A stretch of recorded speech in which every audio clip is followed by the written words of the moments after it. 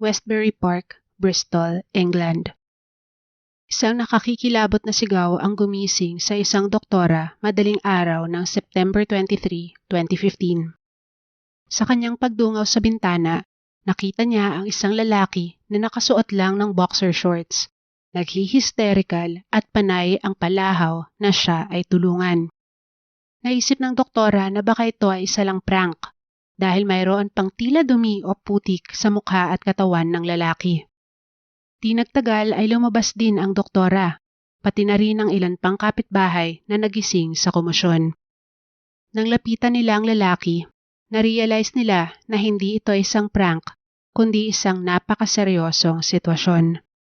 At ang nasa mukha at katawan ng lalaki ay hindi pala putik, kundi ang sarili niyang balat na nilusaw ng asido. Ang kwentong ito ay nagpapakita kung paanong ang obsesyon at kontrol ng isang babae ay nagbalat kayo bilang pag-ibig. At sinigurado niya na ang desisyong hiwalayan siya ay pagsisisihan ng lalaking ilang taon niyang minanipula at inabuso. Dahil sabi nga niya, kung hindi niya siya makukuha, hindi rin siya mapupunta sa iba. Ito ang kalunos-lunos na kaso ni Mark Van Dongen.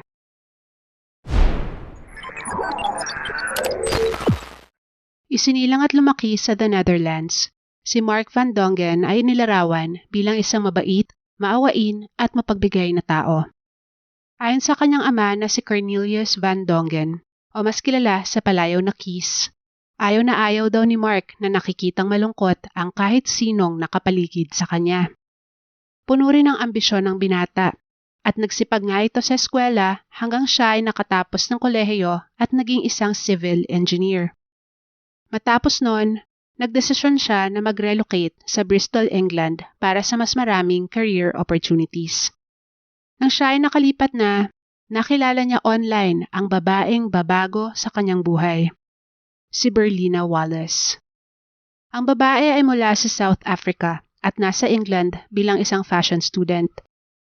Agad na nahulog ang loob ng dalawa sa isa't isa at sila ay naging magkasintahan taong 2010. Noon ay 23 years old si Mark at 40 years old naman si Berlina.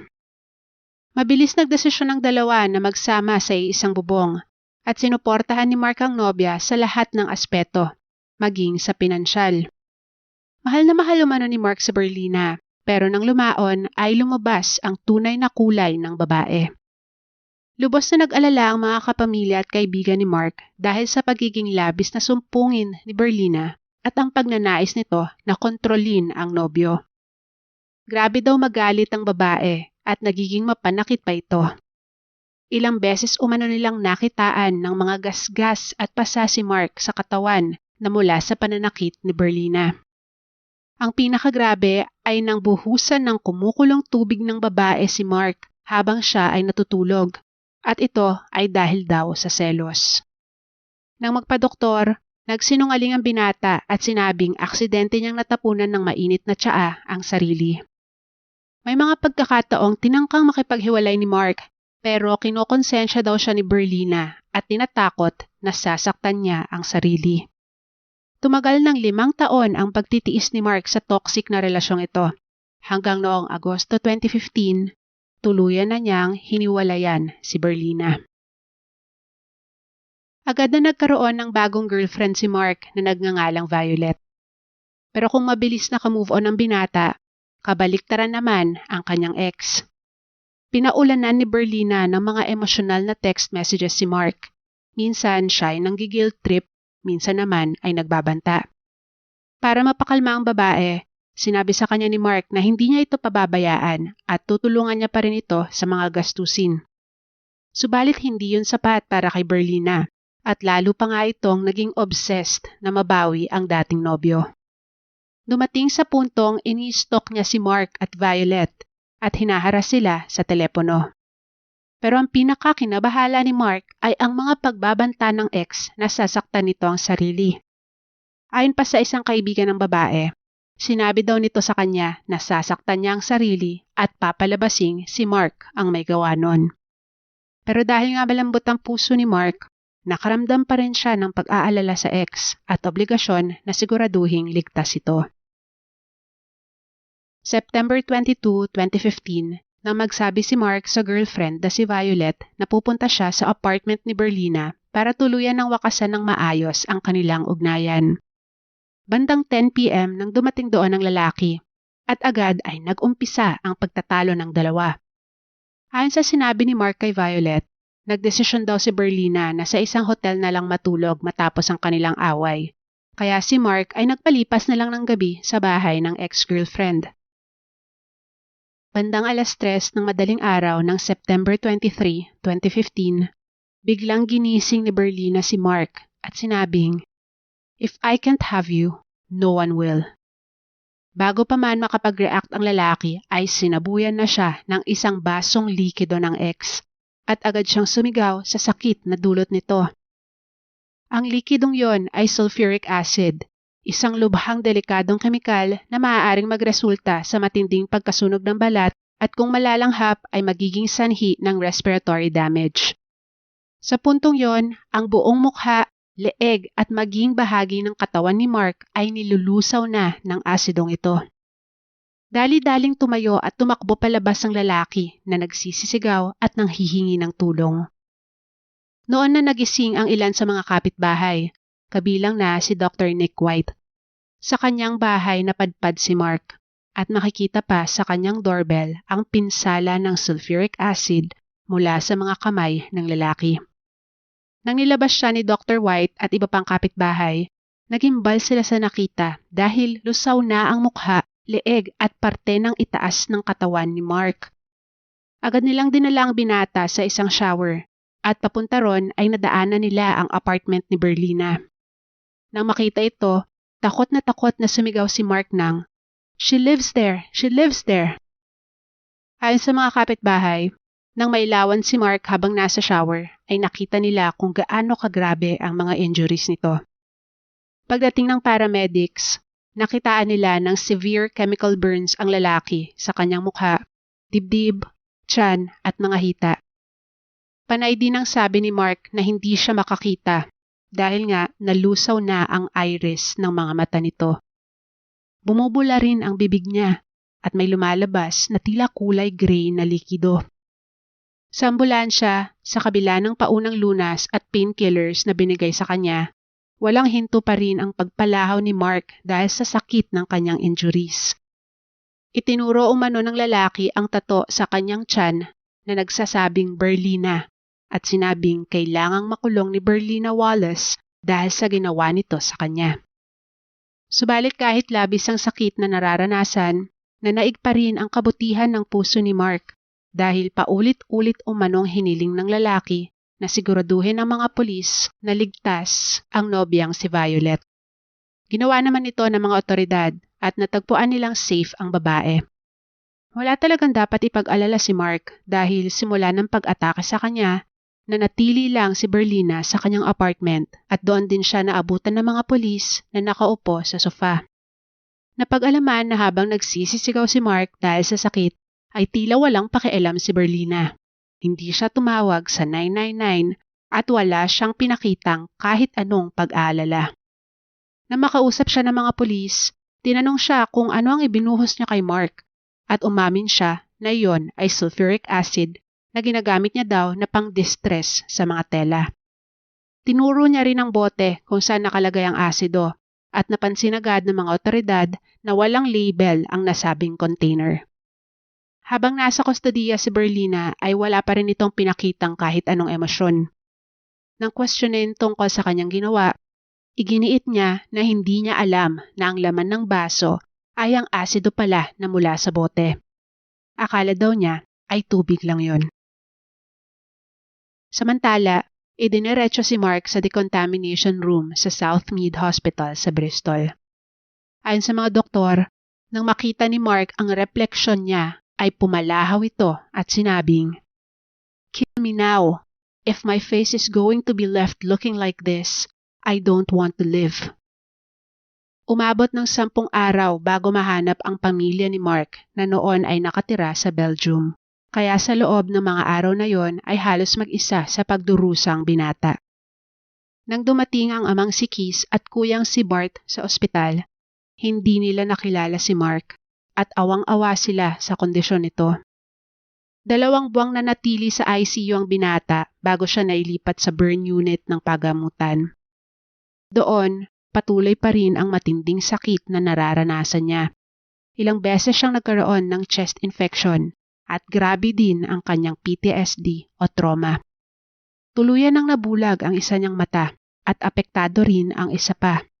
Natanggal ang isa niyang tenga at kinailangang putulin ang kanyang kaliwang binti.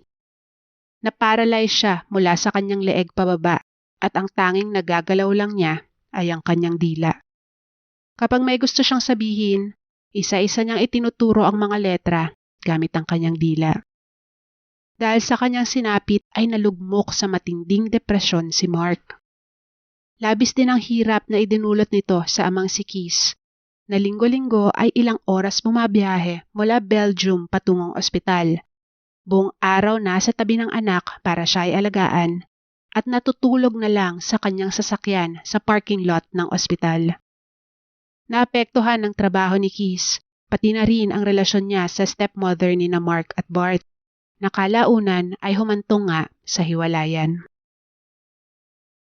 Noong November 2016, makalipas ang mahigit 1 taon sa ospital, inilipat si Mark sa isang care home sa Gloucester. Sa kasamaang palad, hindi naging maayos ang kalagayan ng binata sa pasilidad at hindi siya naalagaan ng mabuti. Dahil dito, nagtulong-tulong ang mga kaibigan ng pamilya Van Dongen para mailipat ang binata sa isang ospital sa Overpelt, Belgium, kung saan mas magiging madali sa ama na alagaan siya. Doon, nakaranas ng konting ginhawa si Mark nang maibalik ang kanyang abilidad na makapagsalita.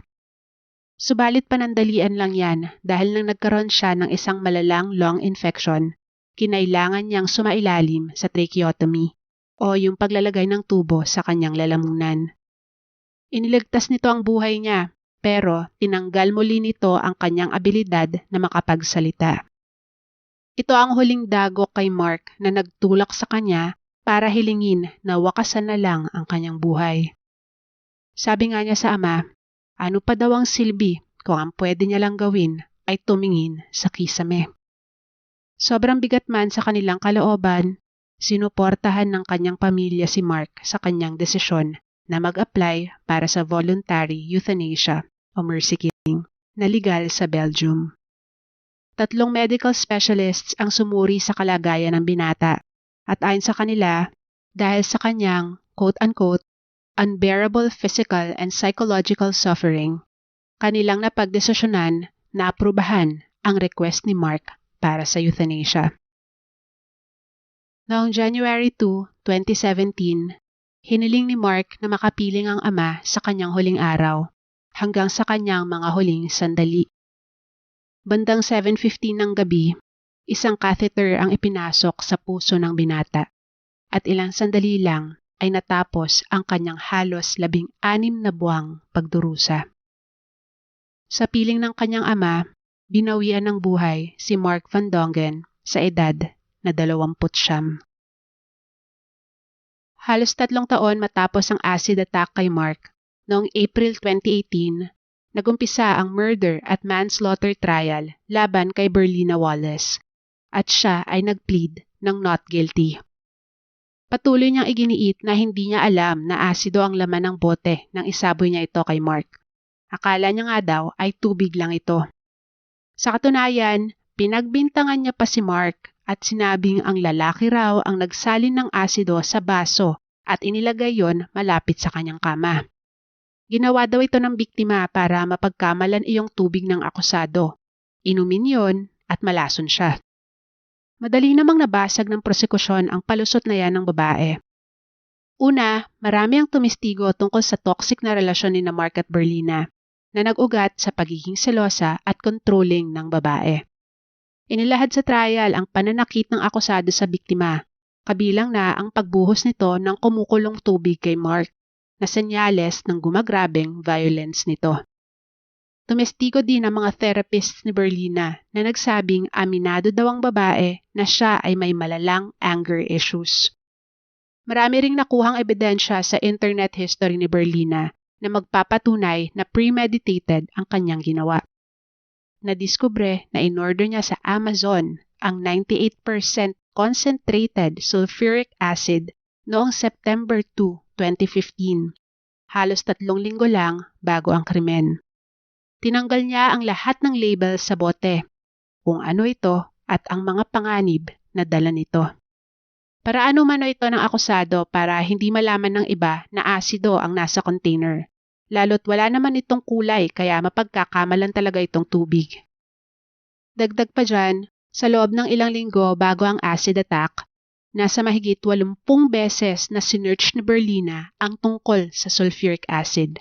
Partikular na ang mga pinsalang dulot nito. Ngunit ang pinakamalinaw na patunay na sinadya ng babae ang pag-atake ay nang wala siyang ginawang kahit ano para matulungan si Mark. Ayon sa prosekusyon, ang lahat ng ebidensya at detalyeng ito ay nagpapatunay na imbes na impulsive act ay planado at may mali siya ang ginawa ni Berlina. Intensyon ng babae na magdusa ang dating nobyo at ang pagdurusang ito ang nagtulak sa binata na tapusin ang sarili niyang buhay. Matapos ng 3 linggong paglilitis, noong May 2018 ay hinatulan ang 48-year-old na si Berlina Wallace na not guilty sa kasong murder at maging sa manslaughter. Ang ibig sabihin nito, hindi tinuturing ng korte na ang akusado ang pumatay o nagdulot ng pagkamatay ni Mark. Sa halip, siya ay hinatulang guilty para sa kasong throwing a corrosive substance with intent at pinatawan ng parusang life in prison na may minimum term na 12 years. Ang sumusunod ay bahagi ng pahayag ng judge na humawak ng kaso na si Justice Nicola Davis. On 23 September 2015, you unlawfully and maliciously cast or threw at or upon Mark Van Dongen a corrosive fluid, namely sulfuric acid, with intent to burn, maim, disfigure, or disable Mark Van Dongen or to do some grievous bodily harm to him. Your intention was to use the acid to attack Mark Van Dongen because he wanted to and had left you for another woman. You chose your moment for the attack. It occurred when Mark Van Dongen, wearing only boxer shorts, was asleep in the bed which you had shared in your flat. Vulnerable, almost naked, he awoke but had no real opportunity to avoid the focus of your acid attack, namely his face and then his body. Immediately before you threw the acid, you said to Mark, "If I can't have you, no one can." Your intention was to burn, disfigure, and disable Mark Van Dongen so that he would not be attractive to any other woman. It was an act of pure evil. Sa pagtatapos ng kasong ito, 2 tanong ang naiwang walang malinaw na kasagutan. Una, bakit at paano nakabili online si Berlina Wallace ng 98% concentrated sulfuric acid? Ganun na lang ba kadaling mag-order ng mga delikadong bagay online, gaya ng mga mapanganib na kemikal? Ayon sa reports, dahil sa dumadaming kaso ng acid attack sa UK, ay naghigpit na daw ang mga online retailers, pati na rin ang gobyerno. Pero syempre, meron pa ring nakakalusot. Dito sa Pilipinas, mayroon tayong batas na kumokontrol sa pagbebenta ng harmful chemicals. Dapat ay may permit kung concentrated ang mga ito at kung marami ang bibilhin. So dapat hindi ka makakabili for personal use lang. Sa nabasa ko, ang batas na ito ay primarily para maiwasan na magamit ang mga chemical na ito sa paggawa ng bawal na gamot o explosive device. Pero obviously, napapasakamay pa rin yan ng mga masasamang loob kaya ibig sabihin, talamak pa rin ang bentahan ng mga ito sa black market. Marami ang hindi sang-ayon sa pagkaka-absuelto ni Berlina sa mga kasong murder at manslaughter. Ang tanong ng marami, kung ang intensyonal na aksyon ng isang tao ay nagresulta sa pasakit sa biktima na kalaunan ay nagtulak sa kanya para tapusin na lang ang sarili, hindi ba yon maituturing na murder o kahit man lang manslaughter? Hindi ba tamang isipin na hindi magdedesisyon si Mark na sumailalim sa euthanasia kung hindi dahil sa kanyang malalalang injuries na dulot ng planadong acid attack sa kanya ni Berlina, therefore making Berlina responsible sa kanyang pagkamatay. Base na rin sa desisyon ng Bristol Court, hindi ito naaayon sa batas dahil kahit intensyon ni Berlina na saktan si Mark, hindi niya naman intensyong patay ito. Bukod dyan, ang mismong pagpanaw ni Mark ay hindi sanhi ng kanyang injuries mula sa acid attack, kundi dahil sa voluntary euthanasia. Sabi pa nga ng ilan, kung meron daw guilty sa murder, yun daw ay ang mga doktor na nagsagawa ng mercy killing kay Mark. Matapos si Baba ang hatol, nagbigay ng maikling pahayag ang ama ni Mark na noong mga panahong yon ay bakas na sa muka ang ilang taong paghihirap at pangungulila sa anak. Aniya, I am very pleased she'll be locked up for a minimum of 12 years. But really, it's too little because we, as a family, have been sentenced to life. Anong masasabi niyo sa kasong ito? Sa inyong palagay, tama ba ang naging desisyon ng korte na ipawalang sala si Berlina sa murder at manslaughter? Just share your thoughts dyan sa comment section. Don't forget to like and share this video and subscribe to my channel for more content like this. Bawat engagement nyo ay malaking tulong sa aking munting channel. Thanks for watching at ingat tayong lahat. Bye!